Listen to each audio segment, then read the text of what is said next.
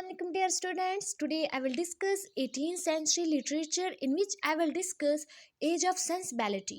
I have made a video on Augustan age. आज का मेरा टॉपिक है age of sensibility. Augustan age पर पहले से ही मैं वीडियो बना चुकी हूँ, जिसने नहीं देखी वो जाके देख सकता है। आज के लेक्चर में मैं डिस्कस करूंगी एज ऑफ सेंसिबिलिटी, जिसको हम एज ऑफ जॉनसन भी कहते हैं। इस टाइम पीरियड पे कौन कौन से पोएट थे, कौन कौन से ड्रामाटिस्ट थे और कौन कौन से नॉवलिस्ट थे, ये सब आज की वीडियो में मैं डिस्कस करने वाली हूँ। शुरू करते हैं आज की हमारी वीडियो। सबसे पहले एज ऑफ जॉनसन, इसका हिस्टोरिकल बैकग्राउंड वगैरह जो हम पहले अगस्टन एज के साथ ही डिस्कस कर चुके हैं कि इस टाइम पर कौन रूल कर रहा था, सब हम पहले डिस्कस कर चुके हैं। आज मैं इस टाइम पीरियड पर जो लिटरेचर लिखा गया उसको जस्ट डिस्कस करूंगी। इसको एज ऑफ जॉनसन भी कहते हैं और ये टाइम पीरियड स्टार्ट होता है 1750 से 1798 तक रहता है। 1798 से जैसे रोमांटिक पीरियड स्टार्ट हो जाता है। इसको age of Johnson, age of transition भी कहते हैं इन इंग्लिश लिटरेचर। इस टाइम पर फेमस पोएट्स कौन से थे? सबसे पहले इस टाइम पीरियड को एज ऑफ जॉनसन क्यों कहते हैं? क्योंकि इस टाइम पर जॉनसन ग्रेट पोएट था, ग्रेट लिटरेरी आर्टिस्ट था, ग्रेट क्लासिस्ट था, ग्रेट मॉरलिस्ट था।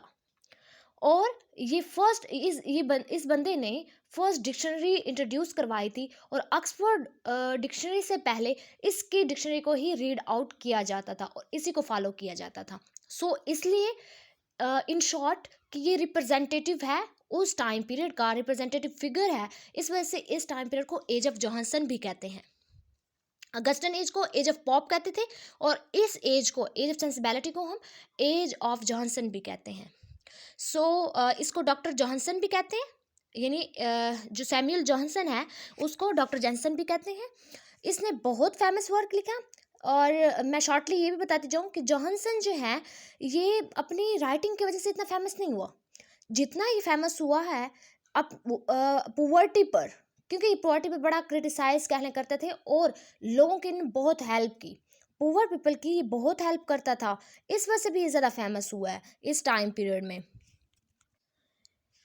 आई मीन कि ये जो है पुअर पीपल के बारे में, पुअर पीपल के साथ बहुत ज़्यादा काइंड था और ये पुअर्टी और इल हेल्थ पर अपना वर्क लिखता था, यानी ये उन लोगों का, पुअर लोगों का बहुत ज़्यादा ख्याल रखता था, तो इसलिए ज़्यादा फेमस था।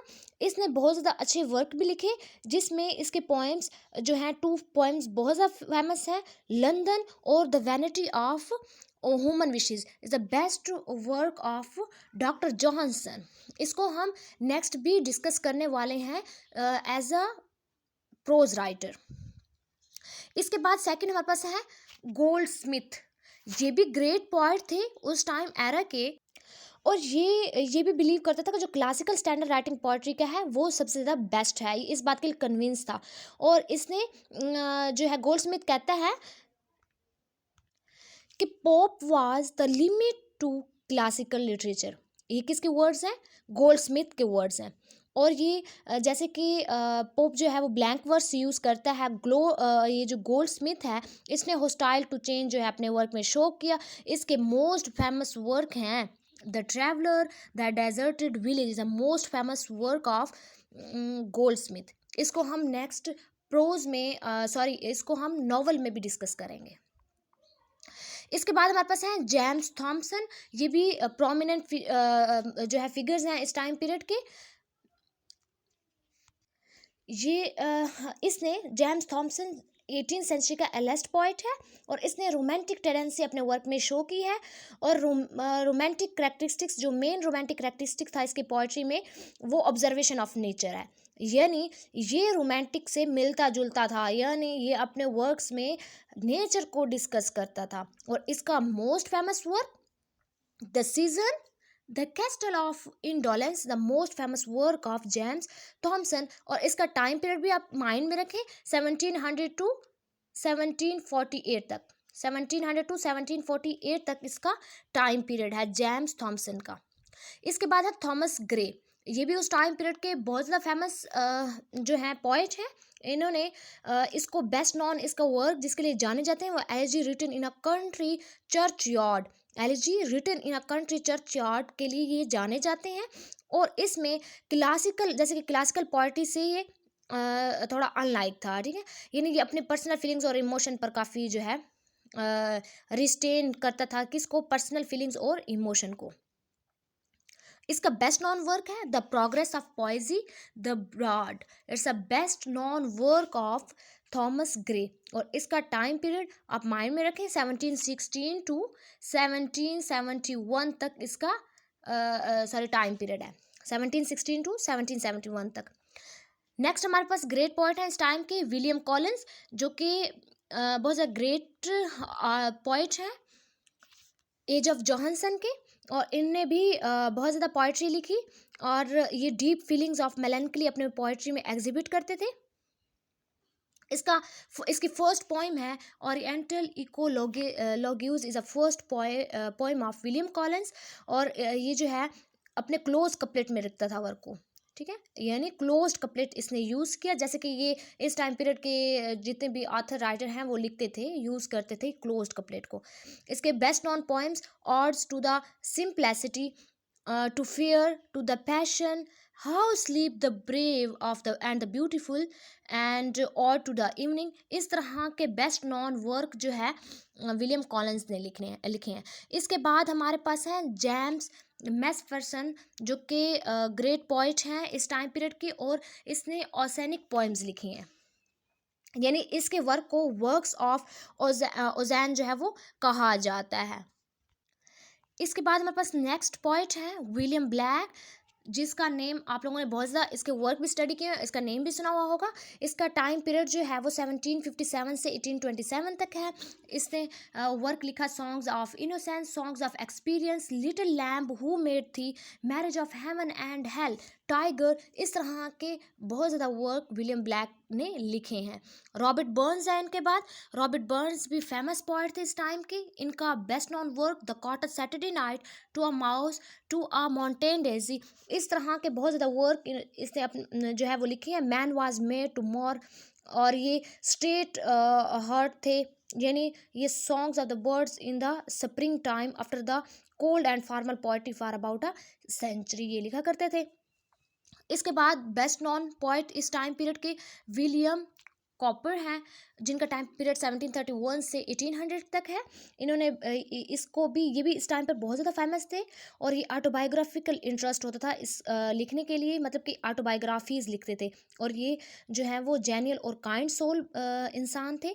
इनका famous work the task, on the receipt of my mother's pictures, Alexander Selkirk, इस तरह के मोस्ट वर्क, फेमस वर्क जो हैं विलियम कॉपर ने लिखे इस टाइम पर। इसके बाद हमारे पास है best known poet George crab, 1754 से 1832 तक इसका टाइम पीरियड चलता है। और इसने मिड वे शो किया किसके दरमियान, अगस्टन एंड रोमांटिक, यानी ये फॉर्म में ये क्लासिकल था, और इसका जो माइंड था वो रोमांटिक था।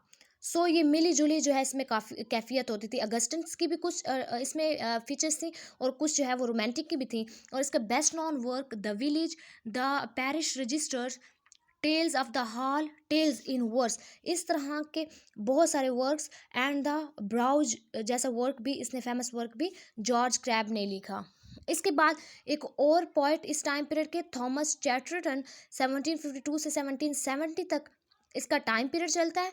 और इसने बेस्ट नॉन वर्क लिखा बिशप्स पैरिसीज, ये इसका बेस्ट नॉन वर्क है। रिलीक्स ऑफ एनिशेंट पोइट्री भी इसका बेस्ट नॉन वर्क है थॉमस चैटरटन का।